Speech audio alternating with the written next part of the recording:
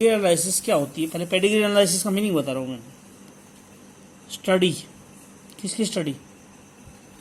Study of transmission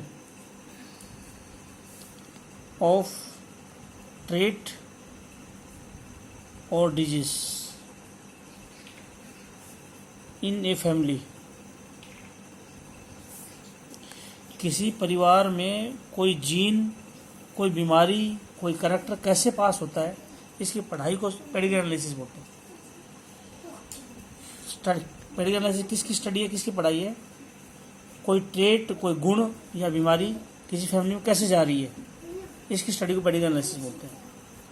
symbol low, pedigree analysis में symbol क्या लेते हैं? पेडिग्री बना के दिखाऊंगा, सारी चीज में ड्रा करूंगा। स्क्वायर शो मेल, ये बोलते male are shown by square. Male को स्क्वायर से रिप्रेजेंट करेंगे, फीमेल को किससे रिप्रेजेंट करेंगे? Females are shown by circle. Sex unspecified, पता ही नहीं है मेल है फीमेल है, बच्चा पैदा हुआ सेक्स का पता लगेगा क्या है, तो उसको इससे दिखाएंगे। अगर बीमारी का जीन है, जैसे हीमोफीलिया में होता था, कैरियर है, तो कैरियर को हम या तो एक डॉट मार देंगे या हाफ पार्ट को शेडेड कर देंगे या क्रॉस मार देंगे। अगर डिजीज्ड है, बीमारी है उसमें, तो स्क्वायर को पूरा शेडेड कर दो, सर्कल को पूरा शेडेड करो या स्क्वायर को पूरा शेडेड करो। सर्कल, स्क्वायर और जो सेक्स अनस्पेसिफाइड है तो भी जो है इनको जो है शेडेड करना पड़ेगा। जो अच्छा डेथ हो गई है किसी आदमी की उस फैमिली में, तो उसमें सर्कल हो या स्क्वायर हो, ओब्लिक लाइन खींचनी पड़ेगी, तिरछी लाइन खींचनी पड़ेगी, जो अगर पर्सन की डेथ हो चुकी है तो। अच्छा, अगर मुस्लिम्स में कौन सैंगुइनस मैरिज होती है?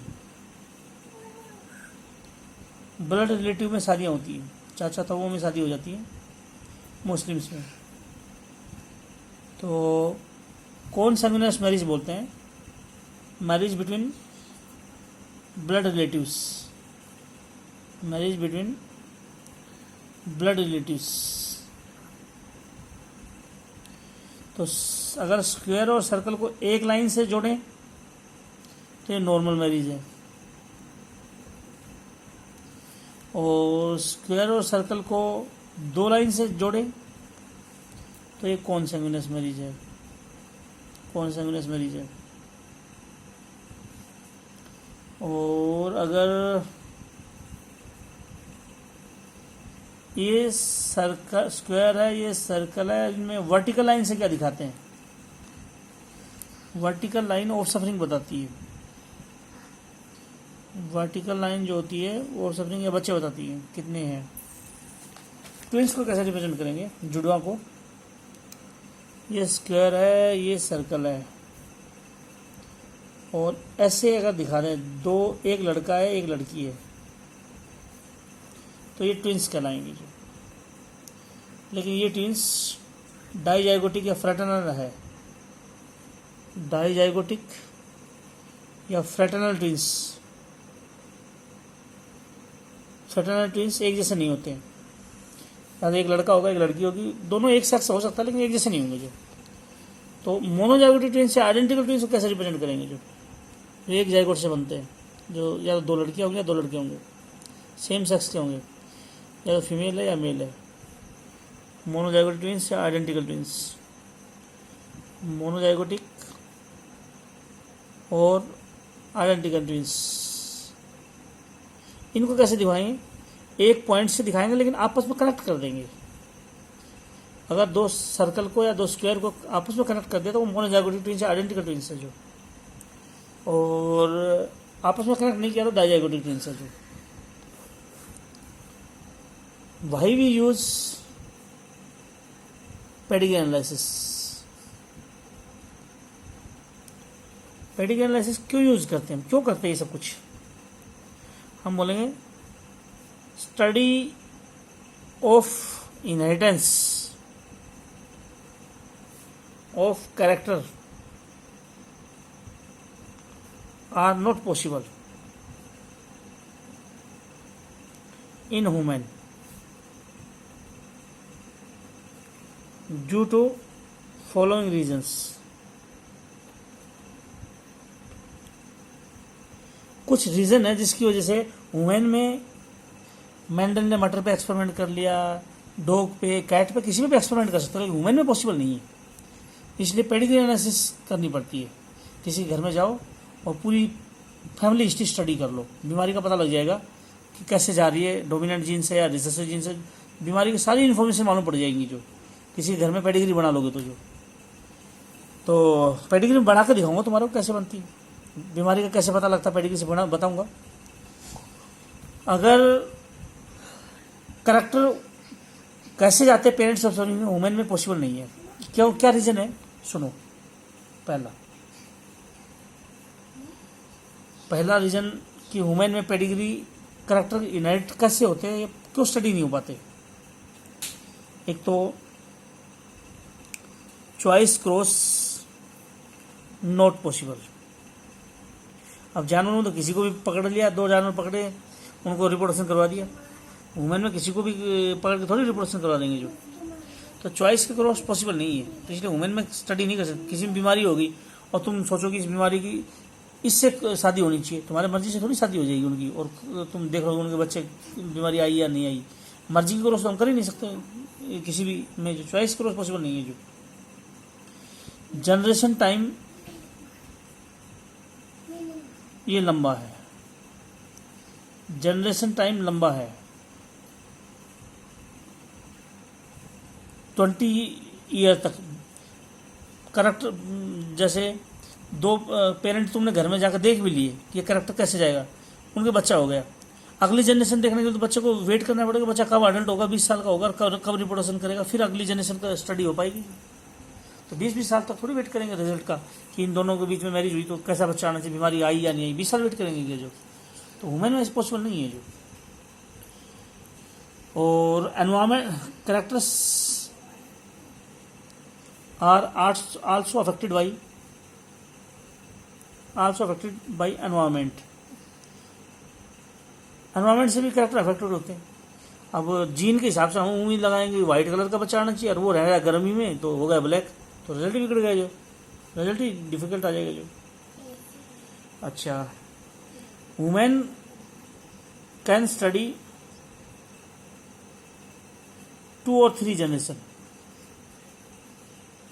अगर किसी के घर में जाकर स्टडी भी करने लग गए, माँ बाप को देख लिया, उसका बच्चा हो गया, चलो वेट भी करें उसके बच्चे की 20-30 साल होने दो उसको, जो फिर रिजल्ट आया, फिर देखा, तो उसके बच्चे के लिए फिर वेट करो 20-30 साल, तब तो खुद खत्म हो लेगा। जो 2-3 पीढ़ी से ज़्यादा वो स्टडी नहीं कर सकता। जो तो वुमेन में ये प्रॉब्लम्स हैं, इसकी वजह से वुमेन में स्टडी पॉसिबल नहीं है। ऑफ सफरिंग कम है, of sufferings are less. Ratio कैसे निकाल लोगे? हमारे को तो इसमें जेनेटिक्स में तो रेशियो निकालनी पड़ती है 3:1 में, कि 20 बच्चे हुए तो 5 कैसे हैं, 15 कैसे हैं, इतने बच्चे थोड़ी पैदा होते हैं इनके अंदर। वुमेन में, जो वुमेन के अंदर पॉसिबल नहीं है। और most of the trait are polygenic. ज़्यादातर ट्रेट पॉलीजेनिक है, कई जीन से कंट्रोल है। ऐसा नहीं मेंडल की तरह से टाल डॉर्फ वगैरह सिखाया, टाल आ गया फिर 3:1 आ गया, ऐसे बच्चे थोड़ी पैदा होते हैं। कई जीन से कंट्रोल है वुमेन के करेक्टर है, जैसे माइंड है, स्किन कलर है, हाइट है, कई जीन से कंट्रोल है। बता ही नहीं सकते कि पेरेंट को देख के उसका दिमाग कैसा होगा, उसका स्किन कलर कैसा होगा, उसका हाइट कितनी होगी, बता ही नहीं सकते, क्योंकि ये पॉलीजेनिक ट्रेट है। किस तरह से ट्रांसफर होगा बता ही नहीं सकते। जो और क्रोमोसोम नंबर भी ज़्यादा है वुमेन में, जो तो इसलिए क्रोमोसोम नंबर इज मोर। तो क्रोमोसोम की स्टडी भी करनी पड़े तो वो भी पॉसिबल नहीं है। कितना 46 क्रोमोसोम है। तो इस तरह से हम बोलते हैं। अब लेते हैं पेडिग्री बनाता हूँ। अब सुनो, एग्जाम में पता क्या क्वेश्चन आएगा? पेडिग्री बनी बनाई आएगी। और पूछेंगे बताओ इस पेडिग्री से क्या मालूम पड़ रहा है, डिजीज ऑटोसोम की है या सेक्स क्रोमोसोम की है। सेक्स क्रोमोसोम की डिजीज एक्स क्रोमोसोम की वजह से है या वाई क्रोमोसोम की वजह से है। ऑटोसोम की है तो डोमिनेंट जीन से है या रिसेसिव से है। पेडिग्री देख के पता लगाना है तुम्हारे को। किसी के घर में गए पेडिग्री बना ली, वो पेडिग्री को देख के बताना है कि उसमें कौन सी बीमारी है। सुनो कैसे,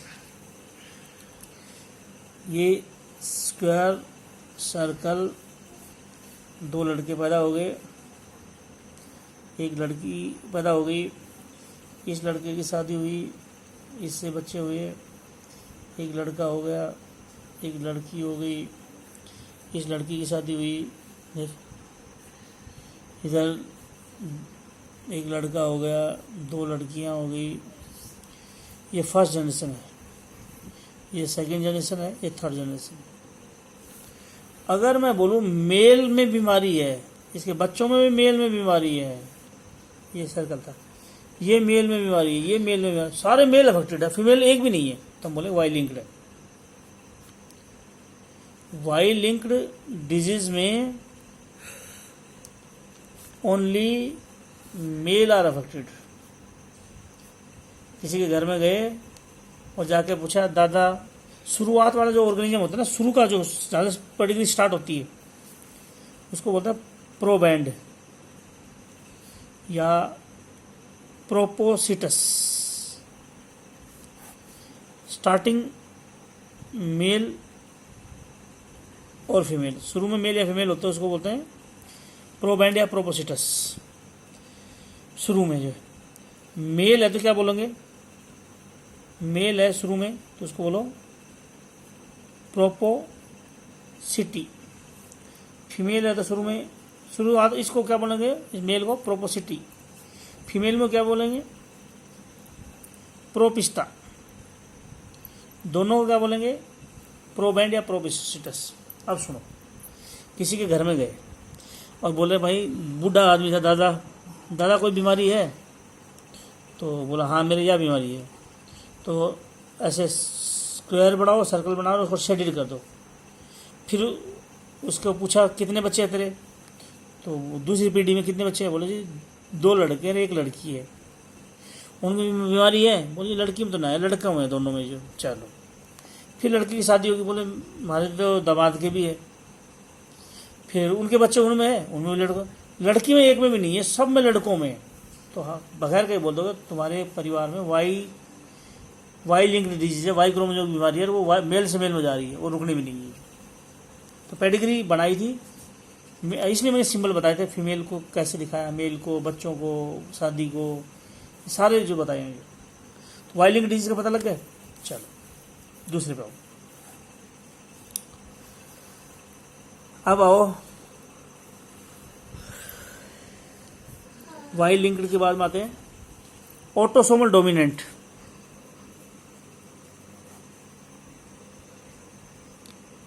ऑटोसोमल डोमिनेंट डिजीज, जैसे मान लो इसमें मेल हो या फीमेल हो, एक में है, और जो बच्चे हुए चाहे कितने भी हुए, ये दो लड़कियां एक लड़के, सारों में बीमारी आ गई, लड़का हो लड़की हो दोनों मारी, इसका मतलब वाई क्रोमोसोम की बीमारी नहीं है ये बीमारी ऑटोसोम की है। ऑटोसोम के लिए मैं लिख दूं, जीन को लिख रहा हूं कैपिटल ए, स्मॉल ए। ये डिजीज किससे हुई, ऑटोसोम को, डोमिनेंट जीन से, क्योंकि डोमिनेंट जीन सबके पास गया है, दूसरा पार्टनर में बीमारी नहीं है, उधर से स्मॉल ए आया है। तो ये क्योंकि कौन सी बीमारी है जो अगर मेल में हुई तो बच्चों में मिले ही मिलेगी, हम बोलेंगे ऑटोसोम की वजह से हो, डोमिनेंट जीन से है, और वो पर्सन होमोजाइगस हुआ तो सारों में आ जाएगी बीमारी। ये रिसेसिव नहीं है, ये रिसेसिव होती तो ये इसको बचा जाता, डोमिनेंट जीन बचा देता, लेकिन डोमिनेंट जीन की वजह से ही है, चाहे दो जीन हो या एक जीन हो, बीमारी तो होगी, क्योंकि दूसरी तरफ रिसेसिव आएगा, वो कुछ करेगा नहीं, वो नॉर्मल है, लेकिन इसका एक जीन ही डिजीज कर देगा जो। चलो आगे लेते हैं। अगर मेल और फीमेल दोनों में नहीं है बीमारी, मेल फीमेल दोनों में नहीं है, लेकिन बच्चों में, ये बच्चे हैं, ये बच्चे हैं, दोनों में नहीं थी, बच्चों में आ गई, एक आधे बच्चे में, एक में या दो में आ गई। अब क्या हुआ, बगैर कहीं बोल देना दोनों ये बीमारी रिसेसिव है। जैसे मैं बोलूँ इधर से कैपिटल ए स्मॉल है, इधर से कैपिटल ए स्मॉल है, पेरेंट में नहीं है, बच्चे में, क्योंकि इस बीमारी होने के लिए दो जीन चाहिए, एक इस पेरेंट का एक इस पेरेंट का, वो जीन असर नहीं दिखा रहे हैं पेरेंट में, क्योंकि नॉर्मल जीन और है। बच्चे में बीमारी है, पेरेंट में बीमारी नहीं है। वो कोई बीमारी पेरेंट में नहीं है, बच्चे में तो समझ जाना वो बीमारी रिसेसिव जीन से है। बच्चे में वो बीमारी कैसे आई, दोनों पेरेंट से रिसेसिव जीन लिया है, लेकिन पेरेंट में रिसेसिव जीन इसलिए एक्सप्रेस नहीं करा कि उसमें डोमिनेंट जीन भी है। तो ये कौन सी बीमारी है, ऑटोसोमल रिसेसिव, ऑटोसोमल रिसेसिव बीमारी है ये। ऑटोसोम की वजह से रिसेसिव से, पेरेंट में ना हो तो ये ऑटोसोमल रिसेसिव होगी। और इसका एग्जाम्पल है सिकल सेल एनीमिया। एनसीईआरटी में दो याद रखना है, दो ले रखे हैं जो, इसमें मेल में नहीं है तो मेल को HbA और HbS बोलेंगे, फीमेल को बोलेंगे HbA। मैं एनसीईआरटी का ये टेबल बता दिए जो HbA HbS HbA HbS। और हुआ क्या, ये जो जिसमें बीमारी होगी वो HbS HbS है, HbS HbS। और बच गए वो या तो एक तो HbA है ही है जो बीमारी को रोक रहा है, दूसरा HbS भी हो सकता है, उसके साथ HbA भी हो सकता है। हीमोग्लोबिन का मैंने क्रॉस करवा रखा है HbA HbS का, ये भी रिसेसिव जीन HbS यहाँ असर नहीं दिखा रहा, यहाँ नहीं दिखा रहा, लेकिन दोनों रिसेसिव साथ साथ बीमारी होगी। जो जिनमें नहीं है उसमें HbS HbS नहीं है, तो या तो HbA के साथ HbA है या HbA के साथ HbS है। तो ये भी है। अगर ऐसा हो तो एक में बीमारी है, एक में बीमारी है, एक में नहीं है, लेकिन बच्चे में एक में बीमारी है, एक में नहीं है, ये बच्चे हैं। इनमें बताओ, एक में है एक में नहीं है, और बच्चों में आधों में है, इसका मतलब क्या हुआ, बच्चों में आधे हैं। तो हो सकता है ये बीमारी डोमिनेंट जीन से हो और वो हेटेरोजाइगस हो, या रिसेसिव जीन से भी हो सकती है। क्योंकि डोमिनेंट जीन से हो तो एक जीन डिजीज कर देगा, लेकिन दूसरी तरफ रिसेसिव जीन आएगा तो क्या रेशो आएगी, जो बीमारी है तो कैपिटल ए स्मॉल है, और बीमारी नहीं है तो स्मॉल ए स्मॉल है। समझो इसको, जो है अगर एक में बीमारी है एक में नहीं है और बच्चे में आधे में आ जाए तो समझ जाना कि वो बीमारी डोमिनेंट भी हो सकती है, रिसेसिव भी हो सकती है, लेकिन दूसरा पार्टनर है, एक पार्टनर हेटेरोजाइगस है। तो अगर किसी में एक में बीमारी हो एक में नहीं हो तो बता नहीं सकते तुम कि डोमिनेंट है रिसेसिव है। कैसे, क्योंकि वो डोमिनेंट हुई तो इधर ये हेटेरोजाइगस हो गया, इधर से स्मॉल ए आया इधर से कैपिटल आया है तो बीमारी होगी, नहीं आया तो नहीं होगी। और ऐसा भी हो सकता है ये हेटेरोजाइगस हो, अगर इसके साथ कैपिटल ए के साथ स्मॉल ए आया तो बीमारी नहीं होगी, कैपिटल ए के साथ स्मॉल ए आया तो बीमारी नहीं होगी, और दोनों तरफ से स्मॉल ए आ गए तो बीमारी हो जाएगी।